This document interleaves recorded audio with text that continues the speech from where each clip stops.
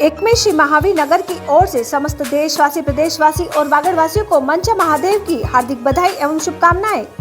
एकमे सर्वोदय का सपना, सबका घर हो अपना। नगर परिषद बांसवाड़ा द्वारा अनुमोदित प्रोजेक्ट प्रधानमंत्री एवं मुख्यमंत्री जन आवास योजना के तहत एकमे Shri Mahavir Nagar, Balaji Nagar, Jaipur road, Banswara. Phone number 7300179522, 9828033793, 8112207950, 8766001001। PM gold की ओर से समस्त देशवासी, प्रदेशवासी और वागड़वासियों को मंचा महादेव की हार्दिक बधाई एवं शुभकामनाएं।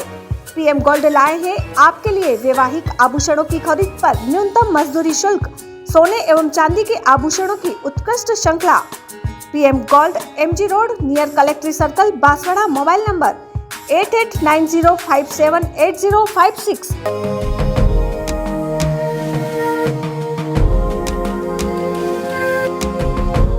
नमस्कार, आप सभी का इस क्राइम सीरीज के एपिसोड में स्वागत है। आशा करता हूं कि आपकी फैमिली अच्छी होगी। आप देख रहे हैं न्यूज़ 20 इंडिया और मैं हूं आपके साथ सुरेंद्र सोनी। जुर्म की दुनिया में ना ही उम्र देखी जाती है, ना कद काठी और ना ही अनुभव देखे जाते हैं। देखे जाते हैं तो सिर्फ दो चीजें, पहला 56 इंच का सीना और दूसरा कुलाचे मारते हुए जिगरा। आज हम आपको एक ऐसे गैंगस्टर की सच्ची घटना से मुखातिब करवाएंगे जिसने मात्र 16 साल की उम्र में ही अपराध की दुनिया, बल्कि पूरे हिंदुस्तान का इकलौता ऐसा गैंगस्टर है जिसने जुर्म के विज्ञापन निकालने वाला गैंगस्टर बना। वहीं आपने एक दोहा जरूर सुना होगा कि देखन में छोटो लागे, गाँव करे गंभीर। मानो इसी गैंगस्टर के बारे में लिखा गया हो। देखिए संवाददाता दुष्यंत सिंह गहलोत की खास रिपोर्ट। टेक्नोलॉजी ने, सोशल मीडिया ने पूरी जिंदगी बदल दी। वहीं इस गैंगस्टर की जिंदगी में कई सारी अच्छी चीजें भी हुई और बुरी भी हुई। फेसबुक हो या ट्विटर हो या इंस्टाग्राम हो, क्रिमिनल ने भी अपने काम करने का तरीका, खुद को बड़ा टॉन दिखाना, खुद की पब्लिसिटी के लिए खुद का ओहदा और ओरा बढ़ाने के लिए वह भी सोशल मीडिया का इस्तेमाल करने लगे हैं। ऐसे पूरे हिंदुस्तान में कई गैंग हैं जो अपने जुर्म की दास्तां, अपने कारनामे, अपने गैंग के बारे में हथियारों के साथ फोटो खिंचवाना। दिल्ली, हरियाणा में इस तरह का खास कल्चर है और वहां के गैंगस्टर हैं जो कुछ इस तरह से अपनी पब्लिसिटी करते हैं।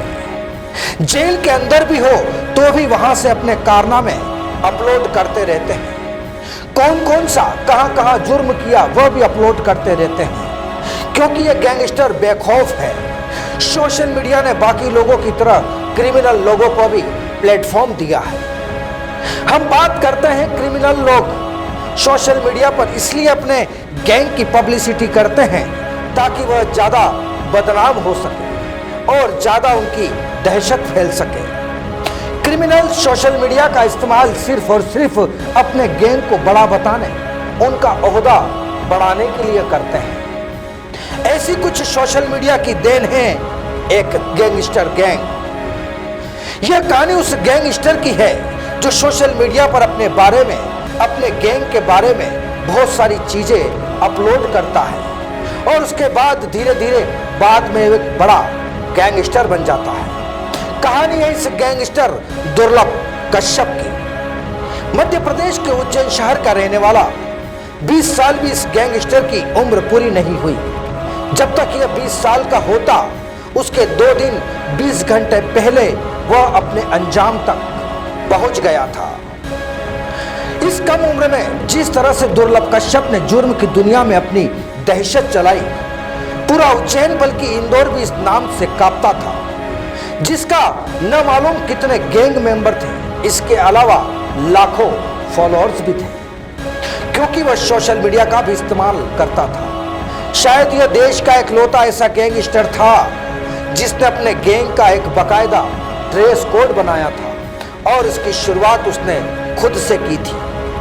माथे पर लाल टीका, आंखों में सुरमा, कंधे पर कपड़े का गमछा, बड़े बाल, यह इसकी पहचान थी और यही पहचान थी इसकी गैंग की। ये सारे गैंग के लोग सभी एक ड्रेस कोड में ही होते थे।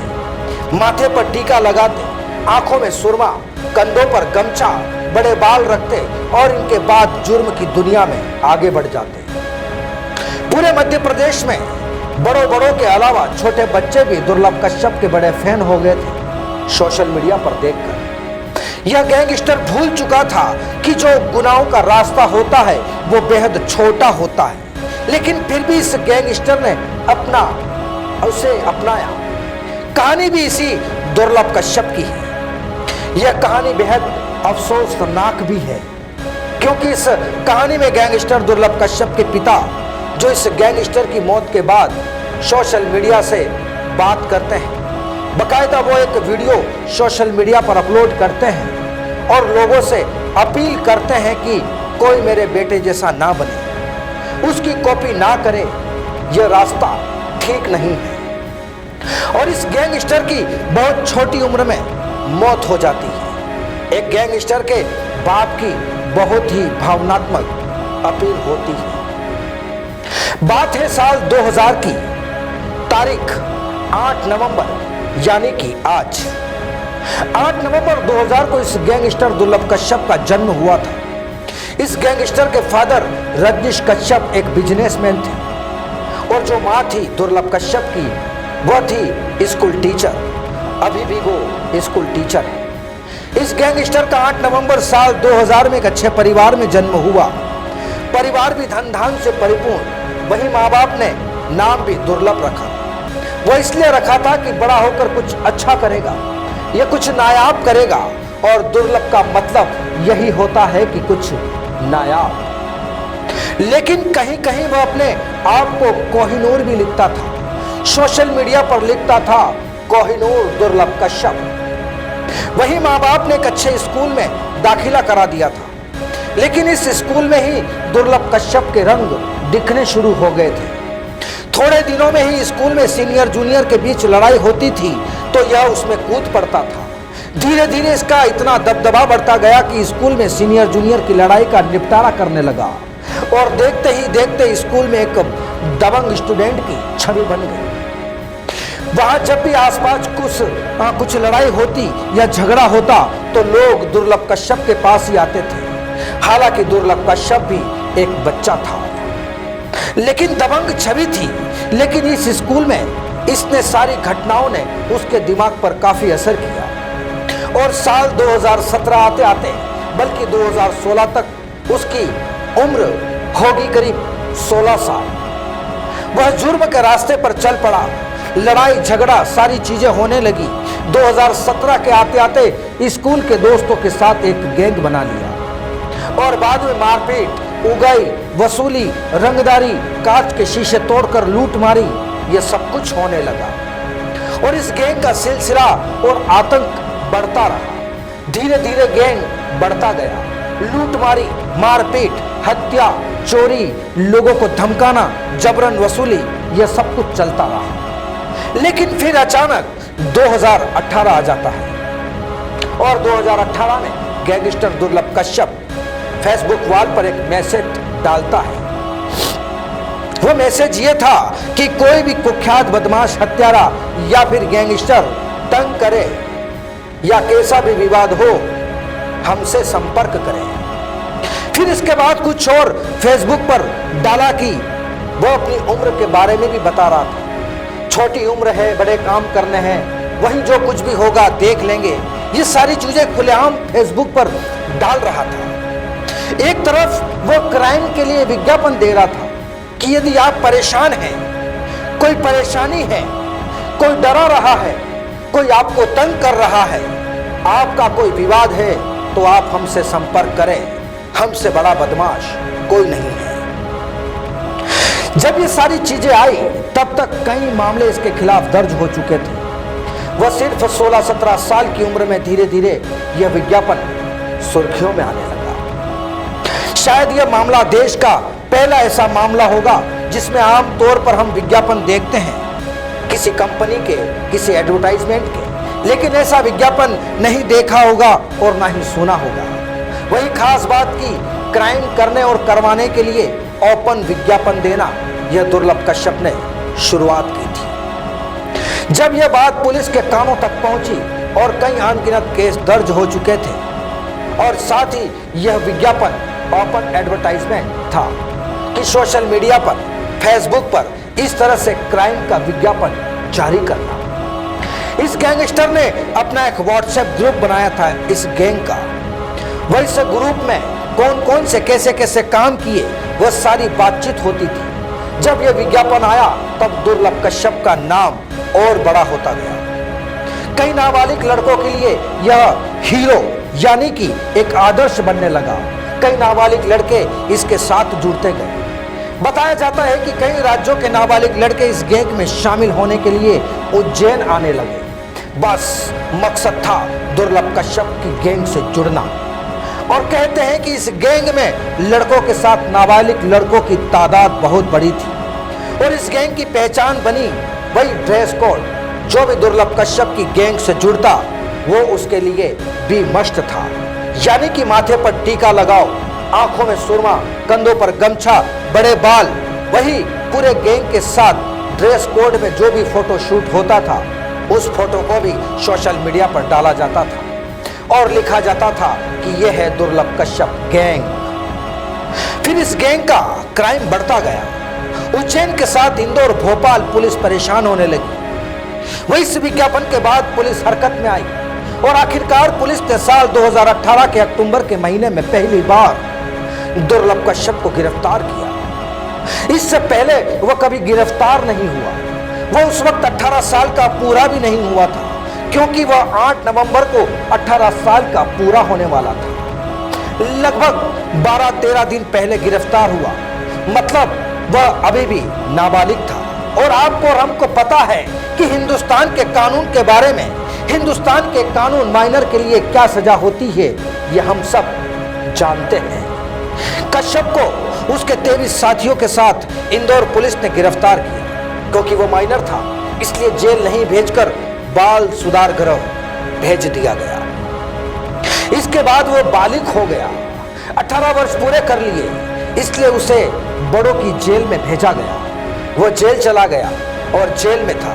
इसके बाद भी उसका गैंग काम करता रहा। इस गैंग का एक और खास उसूल था, नियम था, क्योंकि गैंग में अधिकतर लड़के नशा करते थे। गैंग में शामिल होते वक्त गैंग मेंबर को शपथ दिलाई जाती थी कि वह क्राइम करते समय कोई नशा नहीं करेगा।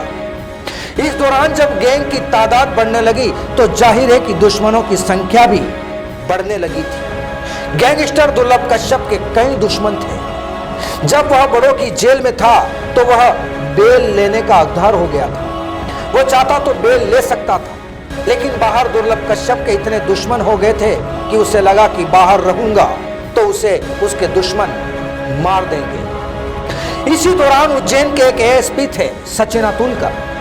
मिस्टर सचिन अतुलकर ने ही इसे गिरफ्तार किया था और जेल भेजा था। एक दिन एसपी सचिन अतुलकर जेल का दौरा करने जाते हैं। इस दौरे पर जेल में दुर्लभ कश्यप से मुलाकात होती है और वे कहते हैं, और साथ ही सचिन अतुलकर को पता था कि वह बेल लेकर बाहर जा सकता है, लेकिन दुर्लभ कश्यप बेल नहीं लेना चाहता। जब उन्होंने कहा कि दुर्लभ कश्यप तुम्हारे लिए जेल ही सुरक्षित है, जब तक तुम जेल में सुरक्षित हो, क्योंकि तुमने कम उम्र में ही इतने दुश्मन पाल लिए हैं कि बाहर जाने के बाद तुमको कोई भी ठोक सकता है, कोई भी मार सकता है, इसलिए तुम्हारे लिए यह जेल ही बिल्कुल सेफ है। ये सारी बातें सुनने के बाद जेल में ही रहा, वह बेल लेकर बाहर ही नहीं आना चाहता था। इसी दौरान मार्च 2020 का महीना, जब तक कोरोना का कहर देश पर टूट पड़ा, कोरोना ने सब कुछ बदल दिया। आपको पता है कि उस वक्त जेल में कैदी ज्यादा थे, जेल में जगह कम थी। जो कैदी बेल के हकदार थे उन्हें बेल पर छोड़ा गया और उसी दौरान दुर्लभ कश्यप भी जेल से बाहर आ गया। बाहर आने के बाद कुछ दिन और इंदौर में रहा और फिर मां के पास उज्जैन पहुंच जाता है। उज्जैन आने के बाद उसका रूटीन फिर से शुरू हो जाता है, जैसे अपराध करना, पार्टी करना, शराब नशा आदि। 6 सितंबर 2020 की एक रात गैंगस्टर अपने टीचर मां के पास घर में ही था।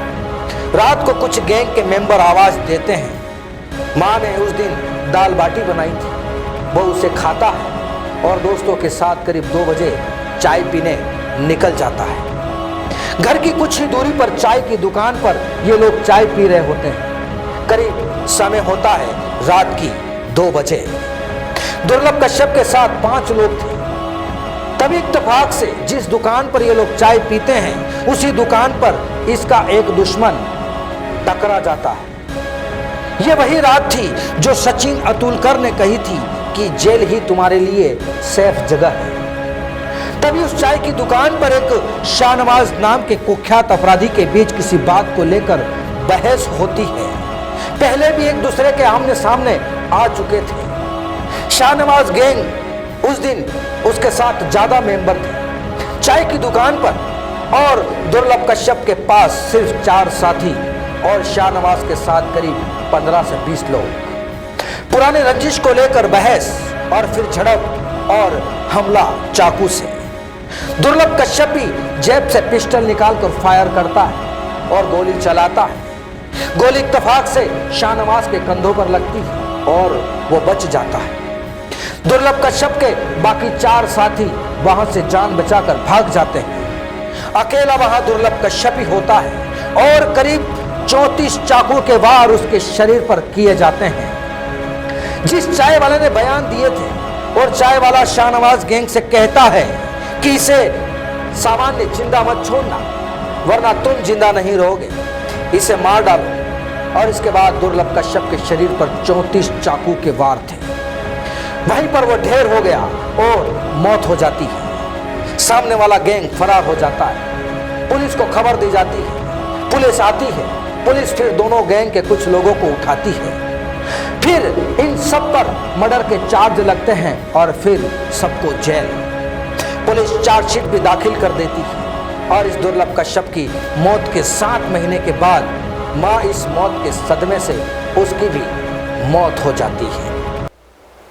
इस गैंगस्टर की कहानी में इस टेक्नोलॉजी के दौर में एक ही मिसाल दिखाई देती है कि गैंगस्टर की कहानी से हमें बहुत कुछ सीख लेने की जरूरत है कि अगर हमारे आसपास भी अगर ऐसा हो रहा है तो हम इसे रोकें। फिर हाजिर होंगे क्राइम सीरीज के एपिसोड की कुछ और दिलचस्प तस्वीरों के साथ। तब तक आप दीजिए मुझे इजाजत। नमस्कार। लियो कॉलेज डांगपाड़ा की ओर से समस्त देशवासी, प्रदेशवासी और वागड़वासियों को मंचा महादेव की हार्दिक बधाई एवं शुभकामनाएं। Leo college, Leo campus, Dangpada village, Ghatgun, Udaipur road, Banswara.